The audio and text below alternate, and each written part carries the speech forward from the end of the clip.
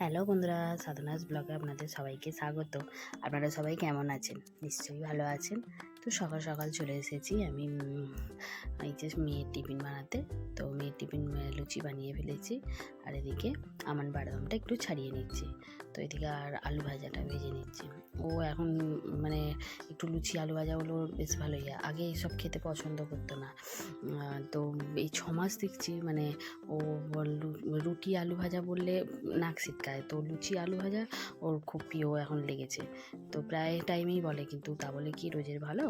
তো খেয়ে নিচ্ছে, ও বানিয়ে নিচ্ছে না, ও খেয়ে নিচ্ছে। আর টিফিন প্যাক করে ওকে স্কুলে বাসে তুলে দিয়ে আসলাম। তো এসে আমি ঘরটাই মুছে নিচ্ছি।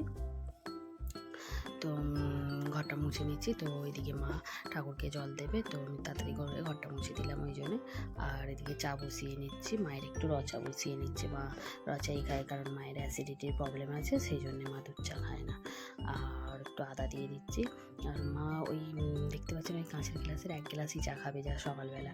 আর সারাদিনে মানে সারাদিনে বলতে কি বিকালে যদি কারো বাড়িতেও যায়, কেউ যদি বলে চায়ের জন্যে, তো চা খাবে না, ওই 1 গ্লাসই সকালবেলা বাস চা খায় আর অথর হিসেবে। তো আমরা চা খেতে বসে একটু গল্প করে নিচ্ছি। আর আমি দেখি চিয়া সিডটা খেয়ে নিয়েছি। তো আমি রোজের খাই না, তো এক আধ দিন মানে চাটা খাই। তো চিয়া সিডটা বেশিরভাগ খেতেই খাই, তো চাটা এক আধ দিন খাই খুব ইচ্ছা গেলে। তো ওদিকে খেতে বসে তো একটু শপিংয়ের গল্প হয়ে যাচ্ছিলো। দিদি বললো কোথায় শপিং করতে যাবে দিদি? তো আমি বললাম এইবারে সেরকম কিছু শপিং করব না। আর ও বললো আমি একটু যাবো হাওড়ার দিকে শপিং করতে। তো এইসব নিয়ে একটু কথা হচ্ছিল।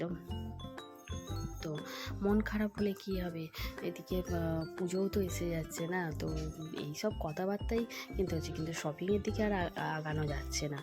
তো এদিকে আমি তরকারিটা বানিয়ে নিচ্ছি, বাঁধাকপির তরকারি করছি আজকে। ওদিকে ভাত হচ্ছে, আর বাঁধাকপির তরকারিটা তাড়াহুড়ো করে নিচ্ছি। আবার দুপুরবেলা মেয়েকে আনতে যেতে হবে, স্কুলে বাস আসবে। তো এখন এক্সাম হচ্ছে না, আর সেই জন্যে ও তাড়াতাড়ি একটু চলে আসছে, এক্সাম হয়ে গেলেই তাড়াতাড়ি চলে আসছে। তো সেই জন্য তাড়াতাড়ি করে রান্নাবান্না করে নিচ্ছি। আর এদিকে বাঁধাকপির তরকারিটা বসিয়ে হয়েই এসেছে, আর ঘিটা একটু ছড়িয়ে দিলাম, আর একটু ছোলা দিয়েছিলাম দেখলে। তো আর এদিকে ডিমের ঝোলটা বসিয়ে নেবো। তো ডিমগুলো ছাড়িয়ে নিচ্ছি, ডিমগুলো ছাড়িয়ে নেওয়ার পর লাল লাল করে ভেজে নেবো, আর ডিমের ঝোলটা বসিয়ে দেবো। এবার ডিমগুলো 3টে ছাড়িয়ে নিয়েছি, মায়ের একটা, আমার একটা, আর মেয়ের একটা, 3জনেই আছি। তো এই যে লাল লাল করে মশলাটা কষে নিয়েছি। আমি বলি না আমার লাল ঝাল বেশ মানে ঝাল ঝাল আর লাল লাল করে বেশ তরকারি হলে খুব বেটার লাগে খেতে। তো এদিকে ডিমের ঝোলটা প্রায় হয়ে এসেছে। আর ওদিকে বাসনগুলো ছিল, বাসনগুলো একটু মেজে কলতলায় গিয়ে মেজে নিয়ে চলে এসেছি। আর এদিকে ডিমের ঝোলটা হয়ে গেছে, তো ঢেলে দিলাম। তো এবারে আমি বাসন আর এই কলতলায় ফেলবো, ফেলে আর এদিকে গ্যাসটা পরিষ্কার করে নেবো। তো এদিকে গ্যাস পরিষ্কার করতে নিয়েছি। বাইরে দেখতে পাচ্ছেন বৃষ্টি হচ্ছে।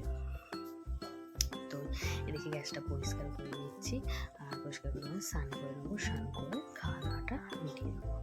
তো এদিকে যেদিন মানে তেল ঝালের খুব মশলা রান্না হয়, সেদিনকে একটু সার্ফে দিয়ে ভালো করে পরিষ্কার করে নিই, আর না হলে রান্নাটা করে এমনি মুছে নিই। আর এদিকে স্নান করে খাইয়ে নিয়ে, আর এদিকে একটু ঘুমিয়ে নিয়েছিলাম।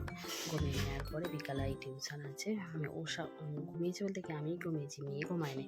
কারণ মেয়ে সারাটা মানে সকালে স্কুল যাবে বলে না, ও টিভি দেখতে পারে না, ও সারাক্ষণ কার্টুন ঘরে থাকলে। আর একটু কার্টুন দেখছে, ও কার্টুন দেখছিল। কার্টুন দেখে নেওয়ার পরে ওকে বললাম তাড়াতাড়ি মেয়ে রেডি হয়ে যায়। তো রেডি হয়ে আমরা এই যে রেডি হয়ে গেছি, আমি ও বইটা গুছিয়ে নিয়েছি, ওর একটু চুলটাও বেঁধে দেবো। তো 4:30 থেকে পড়া আছে, তো আমরা বেরিয়ে পড়বো। এই যে আমরা বেরিয়ে পড়ছি টোটো ধরে। তো চলুন আজকের মতন এখানেই ব্লগটা শেষ করছি। তো আপনারা সবাই ভালো থাকবেন, আর ভালো লাগলে একটা লাইক করে দেবেন। তো দেখা হচ্ছে পরের একটা ব্লগে।